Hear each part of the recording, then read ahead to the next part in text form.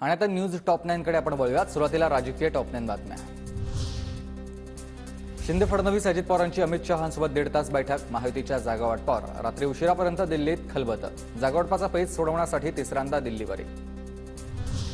उदयनराजेंची 3 दिवसांची दिल्लीवारी यशस्वी। साताऱ्यामधून उमेदवारी जवळपास निश्चित झाली आहे, सूत्रांची माहिती।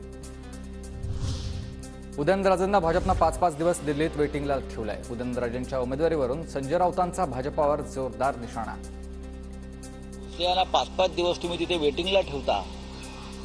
वेटिंगला म्हणते छत्रपतींना सातारच्या।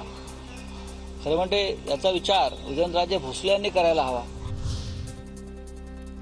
आम्ही नेहमी मान सन्मान केला। भाजपाकडून छत्रपतींच्या गादीचा अपमान, ह्या वेदना संपूर्ण महाराष्ट्राच्या आहेत। सुप्रिया सुळेंचा भाजपावर हा निशाणा।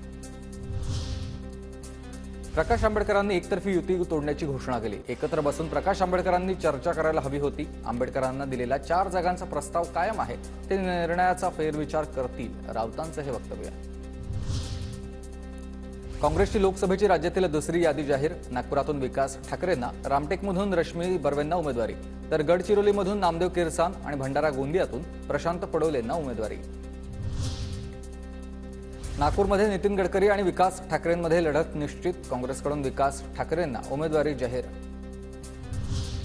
काँग्रेस प्रदेशाध्यक्ष नाना पटोलेंचं नाव ऐनवेळी रद्द। चंद्रपूर लोकसभेच्या जागेबाबत तिढा कायम। विरोधी पक्षनेते विजय वडेट्टीवार लोकसभेच्या रिंगणात उतरणार। चंद्रपूर मतदारसंघात वडेट्टीवारांच्या नावावर हायकमांडकडून शिक्कामोर्तब करण्यात आलाय।